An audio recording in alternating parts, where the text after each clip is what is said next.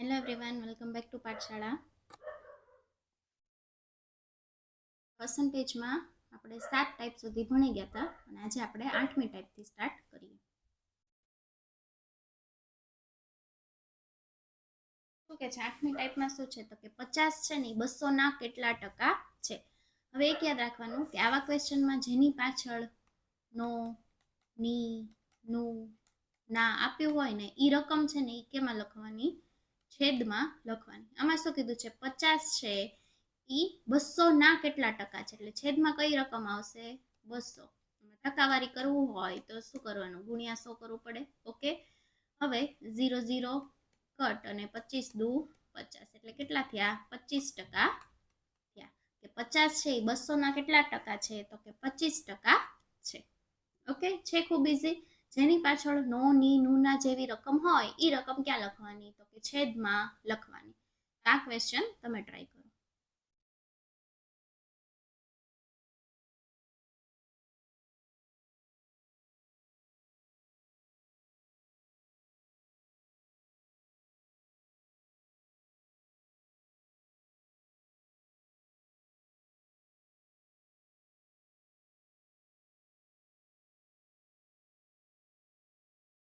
Okay, 8 છેદમાં શું લખશું તો કે 50, કેમ કે 50 ની પાછળ શું છે તો કે ના લખ્યું છે અને ગુણ્યા 100. ઓકે, 50 દુ 100, એટલે કે 8 દુ ને 16%. તો 8 છે એ 50 ના કેટલા ટકા છે તો કે 16% છે. ઓકે, હવે ક્વેશ્ચન હું તમને આપું એ 0.01 એ 0.1 ના કેટલા ટકા? એટલે તમે સોલ્વ કરો, પછી હું તમને સોલ્વ કરાવું.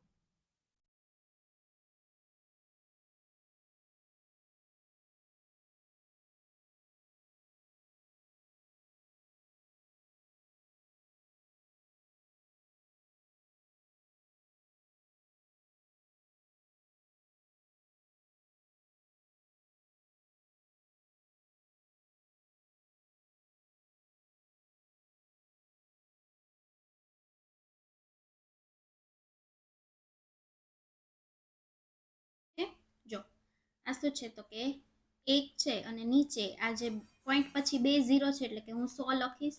આ મેં 100 લખ્યા છે ના લખ્યા? પોઈન્ટ કાઢવા માટે.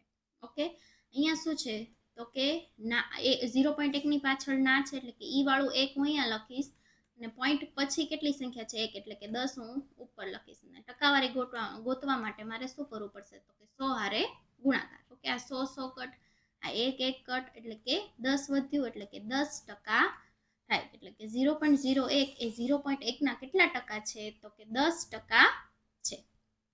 ઓકે ઓકે, 9મી ટાઈપ જોઈએ. તમને શું પૂછ્યું છે આમાં કે ખાંડના ભાવમાં 25%નો વધારો થાય તો તેના ખર્ચમાં કોઈ ફેરફાર ન કરવા તેના વપરાશમાં કેટલા ટકા ઘટાડો કરવો પડે? ઓકે, હવે આવા ક્વેશ્ચન હોય જેમાં તમને ક્વેશ્ચનમાં તે ટકાવારી આપી છે અને આન્સર એ તે તમારે શેમાં દેવાનો છે? ટકાવારીમાં દેવાનો છે. તેની માટેનું સૂત્ર છે કે x છેદમાં 100 પછી પ્લસ માઇનસ x ગુણ્યા 100. ઓકે, હવે ભાવમાં પ્લસ ક્યારે કરવાનું તો કે ભાવમાં વધારો થાય ત્યારે પ્લસ, અને ભાવમાં ઘટાડો થાય ત્યારે શું કરવાનું તો કે માઇનસ કરવાનું. એટલે અહીંયા મેં શું લખ્યું? પ્લસ લખ્યું ને માઇનસ લખ્યું. સૂત્ર જ લાગશે, પણ ભાવમાં વધારો થયો હોય ત્યારે તમારે શું કરવાનું? પ્લસ, અને ભાવમાં ઘટાડો થયો હોય ત્યારે તમારે શું કરવાનું? માઇનસ કરવાનું. ઓકે, ક્વેશ્ચન જોઈએ આપણે તો કે ખાંડના ભાવમાં 25%નો વધારો થયો છે. વધારો થયો છે એટલે શું લખશું આપણે? પ્લસ વાળું લખશું. ઓકે, શું સૂત્ર હતું? x છેદમાં 100 પ્લસ x ગુણ્યા 100.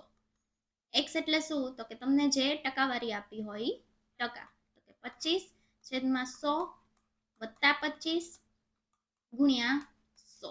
ઓકે, એટલે કે 25 છેદમાં 125 અહીંયા ગુણ્યા શું થશે તો કે 100, એટલે કે 20% નો શું થશે તો કે ઘટાડો થશે. ઓકે, આ 25 પંચા અને 20 પંચા 100 એટલે કે 20% શું થશે તો કે ઘટાડો થશે. Okay,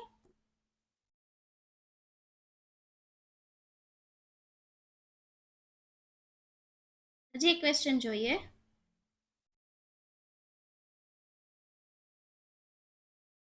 minute.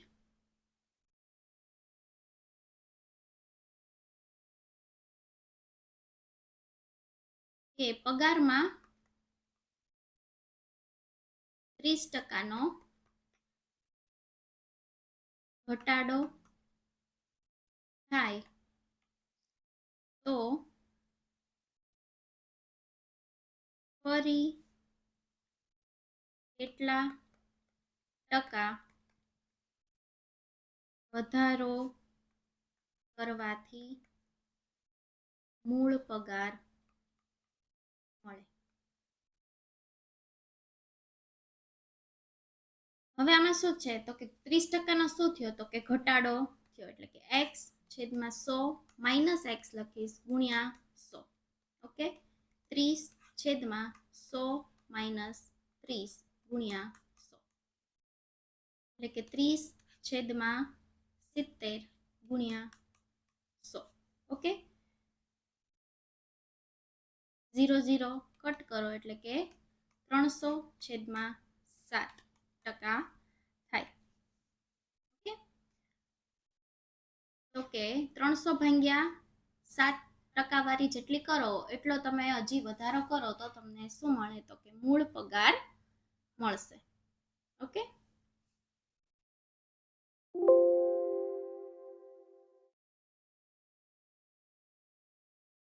મિનિટ વેઇટ કરજો.